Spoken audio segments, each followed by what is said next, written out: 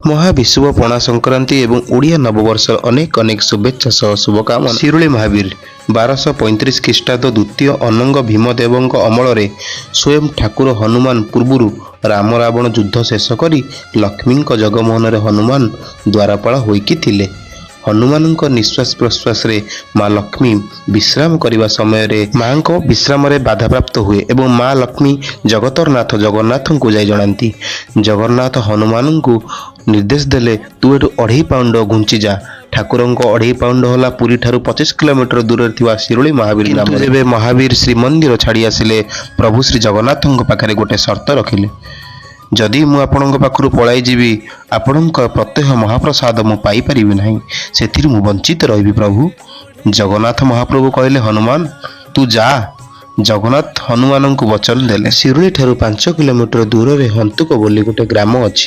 ସେ ହନ୍ତୁକ ଗ୍ରାମରେ ରାଘବ ଦାସ ବୋଲି ଗୋଟେ ମଠ ଅଛି, ଆଉ ସେ ମଠଟି ଜଗନ୍ନାଥ ମନ୍ଦିର ଅଣ୍ଡରରେ ଯାଉଅଛି। ରାଘବ ଦାସ ମଠ ତତେ ପ୍ରତିଦିନ ହାଣ୍ଡିଏ କୁଡ଼ିଆ ମହାପ୍ରସାଦ ଦେବ। ସେବେଠୁ ଆଜି ପର୍ଯ୍ୟନ୍ତ କିବା ବର୍ଷା କିବା ଖରା ମହାପ୍ରସାଦ ଦେଇ ଆସୁଛି ରାଘବ ଦାସ ମଠ।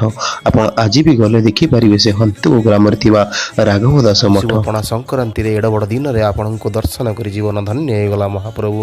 ଆପଣଙ୍କ ଭଳି ଭକ୍ତ ମିଳିବନି। ଆପଣ ତ କଳିଯୁଗର ଜୀବନ୍ତ ଠାକୁର ମହାବାହୁ। ହେ ମହାପ୍ରଭୁ, ଆପଣ ତ କଳିଯୁଗର ଜୀବନ୍ତ ଠାକୁର। ସତରେ ଶିରୁଳି ମହାବୀରଙ୍କ ଦର୍ଶନ କରିବା କେତେ ଯେ ନିଆରା।